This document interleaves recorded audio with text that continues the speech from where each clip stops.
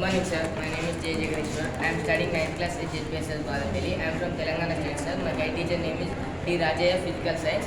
This is my project, sir. My project name is the Electrical Spider Net Remover, a housekeeping tool for multiple work. సాధారణంగా ఇలాంటి పూజకర్రలు మనకు మార్కెట్లో అందుబాటులో ఉన్నాయి sir.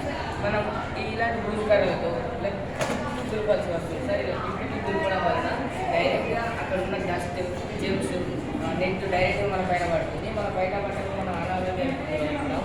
అంతేకాకుండా ప్రెగ్నెన్సీ లేడీస్కి అయినా ఓల్డేజ్ పీపుల్కి అయినా చాలా ఇబ్బందికరంగా ఉంటుంది. హ్యాండిక్యాప్ వాళ్ళకు కూడా చాలా ఇబ్బందికరంగా ఉంటుంది. అది మళ్ళీ డైరెక్ట్గా నేలపై పడినప్పుడు మన నేలకు మళ్ళీ సూచన చేసుకోవాలి. అంతేకాకుండా మనం చుట్టూ తిరగడం వలన మన చేతులు నొప్పి వంటివి కండల నొప్పి వంటివి సంభవిస్తాయి. అస్తమతో బాధపడుతున్న పేషెంట్ కూడా చాలా ఇబ్బందికరంగా ఉంటుంది. అంతేకాకుండా దీన్ని ఫ్లోర్ క్లీనింగ్ అవన్నీ ఉంటాయి. దీనివల్ల యూజ్ చేయొచ్చు. ఎలాంటి ఇప్పుడు నార్మల్గా మనకు మార్కెట్లో చిన్న కాడ కలిగినవి అవైలబుల్ ఉంటాయి కదా.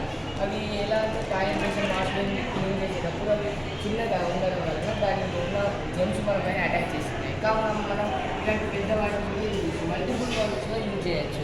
ఎలా అంటే ఇక్కడ స్విచ్ ఉంటుంది, లోపల వైర్లు ఉంటాయి. ఇది రెగ్యులేటర్ మనకు ఎంత స్పీడ్ కావాలంటే అంత పెంచుకోవచ్చు, తగ్గించుకోవచ్చు. అంతేకాకుండా ఇక్కడ మోటార్ ఉంటుంది. ఈ మోటార్ సాయంతో చూపించి జరుగుతుంది.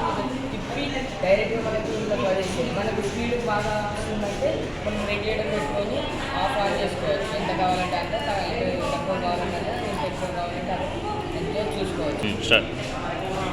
ఇది రెగ్యులేటర్ సార్. దీన్ని స్పీడ్స్లోకి వాడుకోవచ్చు. అంతేకాకుండా ఇది ఎలా అంటే స్పీడ్ స్లో చేసుకోవచ్చు, ఇలా స్పీడ్ కూడా చేసుకోవచ్చు. అంతేకాకుండా ఇదంతా రూమ్ ఇదంతా తిప్పేస్తుంది కదా.